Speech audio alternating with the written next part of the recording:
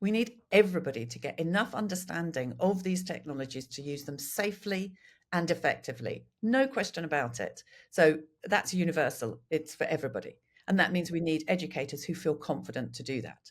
So that's really important to get out there. So what, as our parent, what should I be wanting my school to show me? I would want to know that they have an AI policy in place.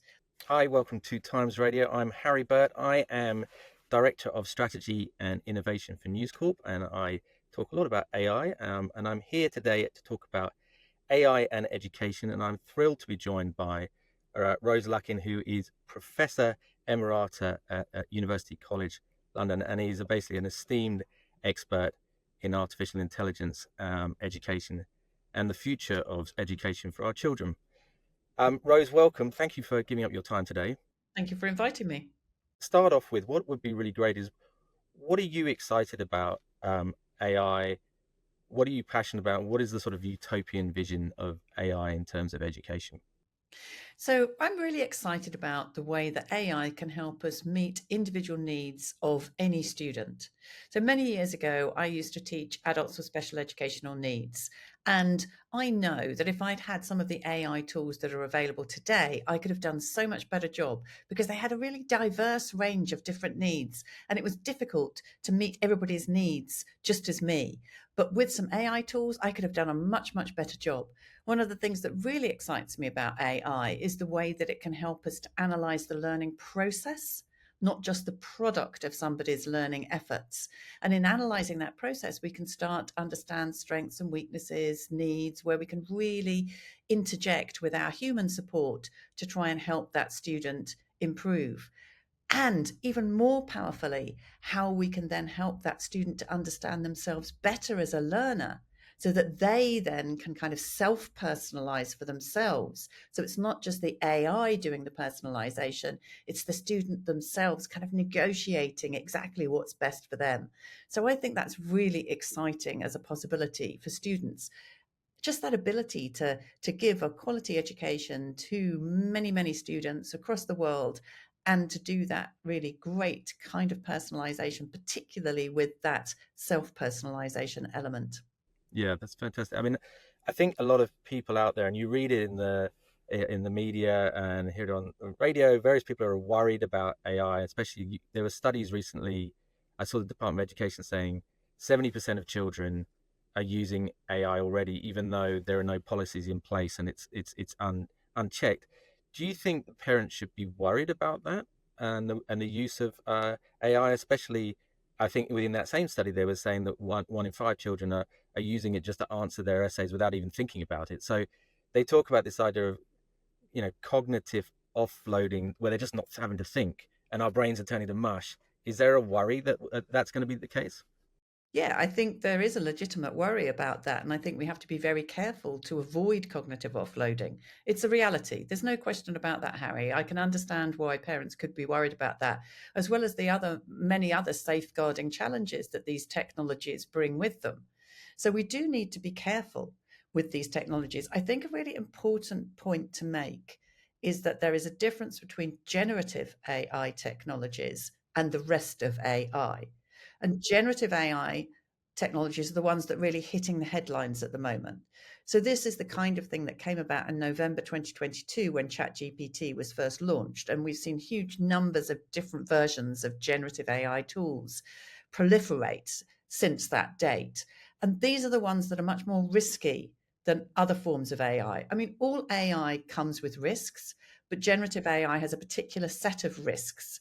And these are the ones that really bring about this concern about cognitive offloading, as well as many other safeguarding risks that we do need to be careful about. So I think it's important for parents and students and educators, for all of us, to understand enough about AI to use it effectively so that we get the best from it, but to use it safely. So that, I mean, we all know that a lot of people, when they think of AI, they just think of ChatGPT, and that's one of the problems. And teachers probably, I'm sure, that's one of the issues as well. Do you think or condone that children or secondary school children should be using ChatGPT, Gemini, or Anthropic for their homework? I have some worries about it. I've got to be honest with you, Harry. I mean, it's a challenge, isn't it? These are really powerful tools, and there's no question about it, other than these are going to be a big part of these students' lives as they move forward into the world of work or higher education, further education, whatever they choose to do. So we have to enable them to use these tools. So, in a sense, they have to be using them. So really, it's about saying, okay, these tools are useful, and if you use them in this way, you'll get some great results from them. But you also need to be aware that there are risks associated with these tools.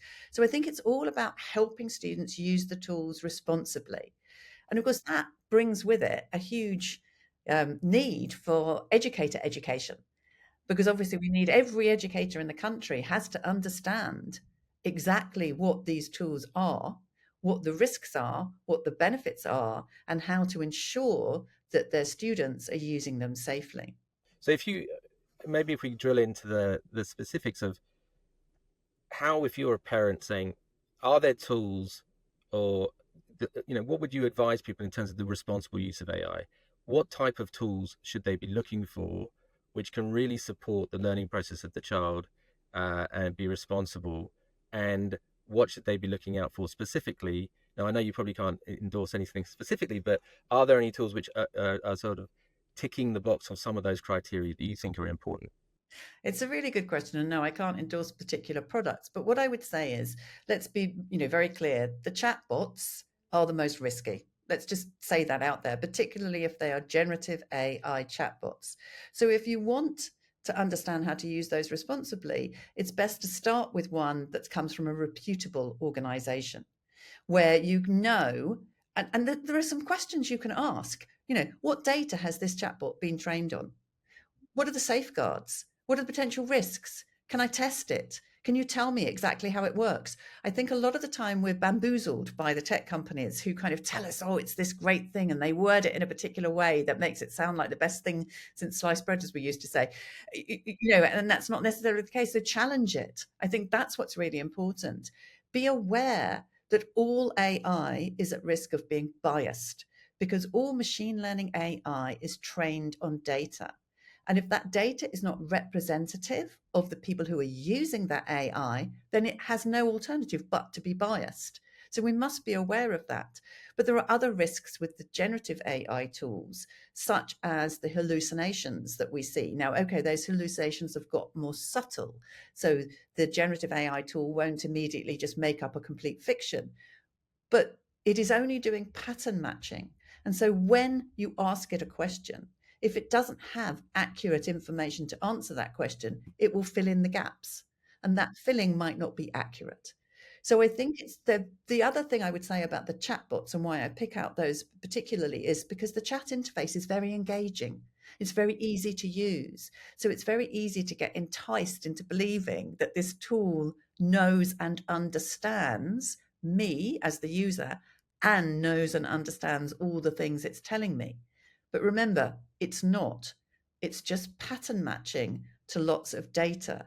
These tools don't understand anything because their knowledge is only gained from analyzing lots of data. They've got no direct experience of the real world. So it's really important to recognize that. So the chatbots are kind of the highest, if in terms of the risk. Whereas if you take, well reviewed AI platforms that might be being used in school, where you can see evidence of their performance, where they've been vetted, trialed, tested, you can see that evidence. That's a very different kettle of fish. So not all AI is equal, Harry, is what I'm trying to say. Does that make sense? It does make sense, but I mean, we use them in certain work applications. I see the issue where if you have no idea where the sources are coming from, and can you feel confident that this is accurate information and not hallucinating and giving me false facts, it's very problematic. But I mean, there are tools out there like we're not endorsing anything, but Notebook LM, where you can actually, you're in control of inputting the sources, and therefore you can use it to extract information and see the citations. Do you think those kinds of tools, where you can feel more confident with the sources, using the sort of RAG Yeah. architecture of you have control of the information, you're just using it to extract and summarize? Is that a more responsible way, do you think, or are there other ways in which we should be thinking about this as well? No, I think what you're saying is super sensible. The RAG approach is really sensible. Asking for sources all the time. Don't take anything at face value, but also check the sources to make sure that they are accurate and real. But there is another aspect to agentic or to generative AI. Let's think about agentic AI in a moment. To generative AI that we need to be aware of, even if we are working in a secure environment. So we're not worried about data leaking out to somebody that we wouldn't want to see that data. And we're confident on the sources that are being used to give us the answer. There's still a risk of agentic misalignment, whereby the AI behaves in a way that's not in our best interest. Now, these are what the tech developers will call edge cases. So they're not very common, but it doesn't mean they can't happen at all. So we haven't eradicated the risk altogether, but we have minimized the risk. And I'm not trying to stop people using these tools because, as I say, students need to understand how to use them. But we also need to be careful that we go into it with our eyes open and we genuinely understand the risks, because that's the only way we can mitigate them. What types of tools should we be looking for that, I suppose, support the child in their learning process rather than just replacing the learning process? Yeah. What types of tools would you be looking for?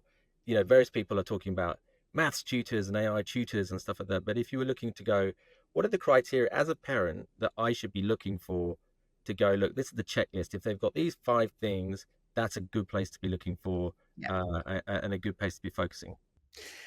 I think the chatbots are the most risky. These are the generative AI tools that are risky, but we have to face facts. Students are using them anyway. So rather than saying they're too risky, we don't want them to use them, I think what we should be saying is they're risky. Let's help them understand the risks. Let's help safeguard them from the risks so that what they can do is learn how to use these tools responsibly, because they're going to have to do that in the future. Now, I don't think that's appropriate for the youngest learners, and there are age limits on these tools. So I think we just have to be very careful in how we go about these chatbots. And I certainly wouldn't want my child using any chatbot that was claiming to be a friend or to understand their emotions or any of that stuff, because that's not where we want to go. So I think we need to be careful, and it's about responsible use. I think it's also about looking at some of the tools that are based on the tools that you've already mentioned, the chat GPTs, the Claudes, the Gemini Copilot, whatever, and looking at those, say, AI tutors, perhaps for a particular subject area, and saying, okay, what's the provenance of this? Who's made this? Do I trust the people who have made this? Can they tell me what data it's been trained on? Can they tell me what safeguards are in place? Do I feel confident that I trust them? Is there any evidence from other people's use of this particular tool that gives me some comfort and some confidence that this is okay?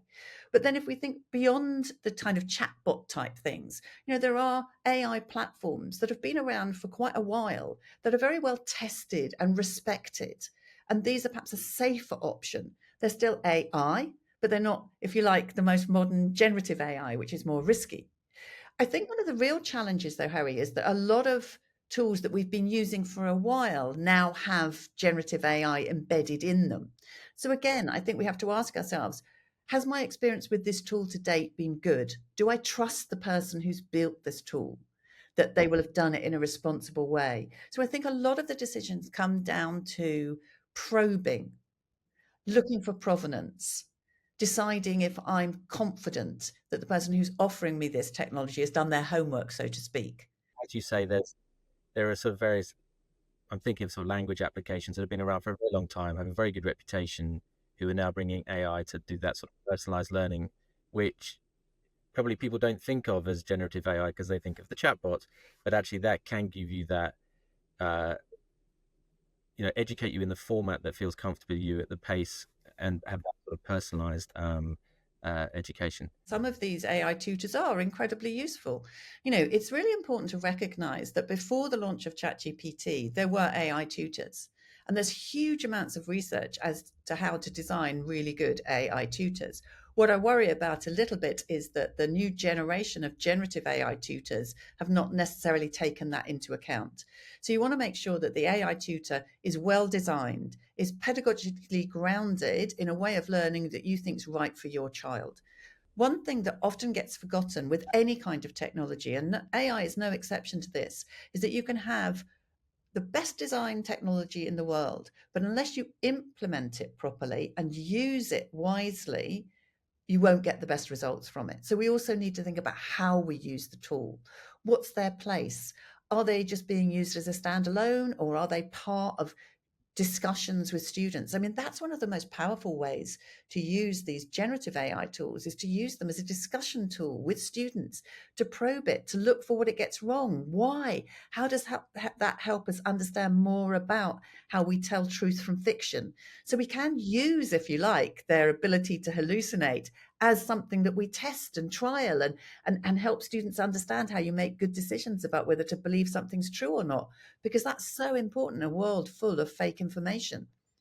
I mean, just to square that off, do you think? I mean, this is hard for parents to navigate. They can't be assessing every single tool, and but they need to be, forearmed in terms of knowing the maybe the questions that they need to ask their school, because obviously I presume the schools have a responsibility of having guidelines and approved tools. Do you think schools are doing enough on this?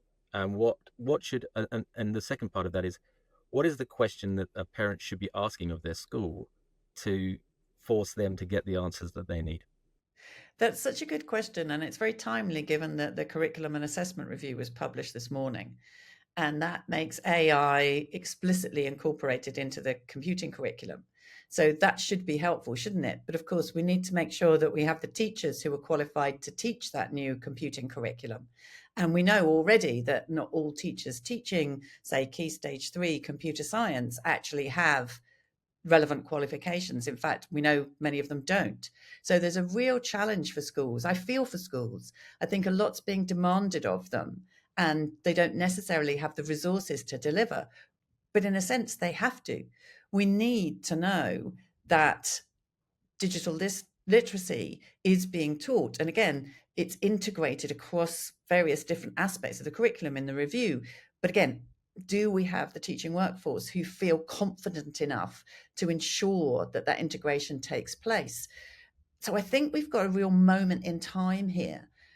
We also need to make sure that that safeguarding is in place. The one thing I would love to see, and unfortunately it's not yet in any of the policy documents, is the essential AI safeguarding for every student in every school.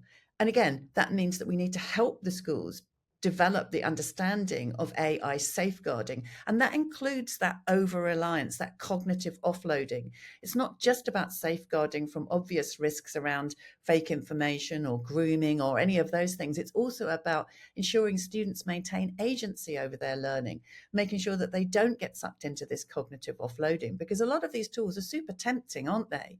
You can understand, I'm a student, I've got best will in the world to want to learn, but I'm under pressure, I've got too many assignments.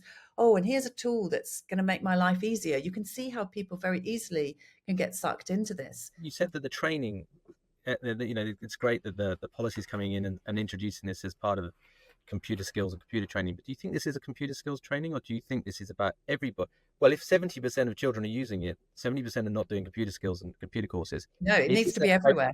coding, what do you think that the schools need to? I mean, it sounds like a cross school policy. What should they be doing, and what should parents be demanding of the school if they haven't got one, to say, we need help, we need direction to drive responsible usage? Absolutely. So AI literacy is for everybody, absolutely everybody. We need everybody to get enough understanding of these technologies to use them safely and effectively. No question about it. So that's universal, it's for everybody. And that means we need educators who feel confident to do that. So that's really important to get out there. So, as our parent, what should I be wanting my school to show me? I would want to know that they have an AI policy in place. That's the starting point, is to make sure you've got an AI policy, because that makes the parameters clear. What is acceptable when it comes to AI in this school for staff and for students, and what is not acceptable? What are the tools that we have vetted and are saying we are using, and these are the ones that we want to be used? And how are we ensuring that's the case? And really importantly, how are we ensuring that everybody knows about this policy and is sticking to this policy? So I think it's about having those parameters in place. And then, of course, it's about the support. to ensure that the tools that are being part of that policy are understood and can be used effectively. So that's where I would be wanting the school to start. Now, I have this motto, learn fast, act more slowly, because it is all about learning how to use these tools with the right purpose. Know what you want the AI to achieve for you before you start using it. And the reason I say more slowly rather than just slowly is because actually I think we do need to act more quickly when it comes to getting those policies in place and making sure everybody understands them and knows about them. Because as a parent, I want to make sure that my child is being taught how to use these tools effectively, because I know that's what their life is going to be. It's going to be, AI is going to be a big part of their life. So I need to make sure that they know how to use these tools effectively. 100%. And this brings me maybe to my sort of last question is, I think what's on the top of the tips of the tongue and top of mind of a lot of parents is, we're learning, is the curriculum suitable now for a future world? First of all, are the assessments, the way that we assess children, right? And does that need to change in an AI world? But I suppose the bigger question I would love your thoughts on is, what are the skills and what should our children be learning now? And what are the courses, or people going to university, what are going to be the important skills that they need to develop and nurture in a world of AI where I always say, people always say to us, AI is not going to replace your job. It's the person using AI who's going to replace your job. How do we prepare our children and develop the skills they'll need in a future world? Okay, so I'll say something about that and then something about assessment. So basically, AI literacy, including data literacy, fundamental for everybody. Then I think we need learning mastery and knowledge mastery. And by learning mastery, I mean sophisticated thinking and learning capabilities, metacognition, self-efficacy, critical thinking. These are really important. We need students to understand themselves as learners so that they can get the best from whatever resource they're offered, including AI. And then we need knowledge mastery, a real understanding of what knowledge is, where it comes from. Does that mean the arts may be coming back into fashion? It could well be, yeah, because I think the school subjects are still, numeracy, literacy, of course, fundamental, foundational. We can't do without those. And the school subjects are still extremely important. But what we need is for the learning of your geography or your history or your art or your drama to be done within the context of, how am I improving my thinking and learning skills? Am I becoming more sophisticated in the way I understand myself as a learner? Am I becoming more critical? Do you see what I mean? Because that's what we need when it comes to the future of learning. We need students to have really sophisticated thinking and learning skills, including the ability to use those AI tools as part of it. And this is where the assessment problem is really challenging. Now, in the curriculum and assessment review document, it's wonderful to see the move towards application over memorization. I think that's brilliant, really encouraging to see that. But then at the same time, and I understand the reasons for this, I hasten to add, exams remain the principal form of assessment, which mitigate the risks of assessment posed by generative AI. In other words, to stop the cheating, exams become the primary form of assessment. But that's a real challenge, isn't it? Because if that's what we do, we're not really preparing students for that AI enabled future. I think it's a real challenge to our assessment systems to think about how we actually do engage with these tools, because it's inevitable that students will be using them. So how do we make them part of that assessment process? It's not easy. Well, it seems to be that what we're saying is we need to embrace this. This has the potential of it being a, a very exciting and empowering future, but we need to have the guardrails and the policies in place to make sure it goes down a responsible path. And those guardrails mustn't be just the responsibility of the technology companies. They should be, absolutely, but it has to be education, regulation, all very well. I'm a big believer in it, but you have to have the education to go alongside it, because the regulation will never keep up with the technology. And so we need people to have that education to really understand and have their eyes open to the risks as they use these technologies so they can mitigate them, as well as us having regulatory frameworks, guardrails in place too. Should we be worried? Or I mean, I know it's about where it sits and where it doesn't, but how teachers use AI. And everyone will be very worried because some people, we lump it all together and go, oh my God, it's dehumanizing teaching. But What are some of the examples where you can go, look, this is why it's so empowering for teaching and for teachers? People worried about it. What happens if they're using AI to mark my child's work? That dehumanizes it. What are the real benefits for teachers, of where we should be open to letting teachers embrace this technology? As a teacher, I'm excited about the technologies, but I understand them. So I also understand the risks. I think the real secret is to get the right balance between the human and the artificial intelligence here. So we need the right input. So you mentioned marking, Harry. So if we take marking as the example, I wouldn't be happy with the AI doing everything when it comes to marking. Otherwise, you can imagine a situation where you've got an AI that designs the curriculum, analyzes, produces the assessments, marks the assessments, revises the curriculum, and I'm completely out of it. And I'm not sure that's a great idea. So it's about getting the right balance. So I, as the expert teacher, still input, but maybe some of my time is saved and some of my important capacity to work with the students themselves is saved and preserved because the AI is doing some of the legwork for me. It's all about balance. It's all about getting that balance right. So we're not letting the AI do everything. We are still very much part of it, but the AI is helping us. That's how we have to frame it. The AI has to be an assistant for us. We need to decide what we want it to do for us, but we must very much stay in the driving seat. Absolutely. I think that's a good way to leave it. Professor Rose Luckin, thank you very much for your time. Absolutely fascinating. And thank you so much for such an educational, excuse the pun, session. Thanks for your time. Pleasure. Thanks, Harry.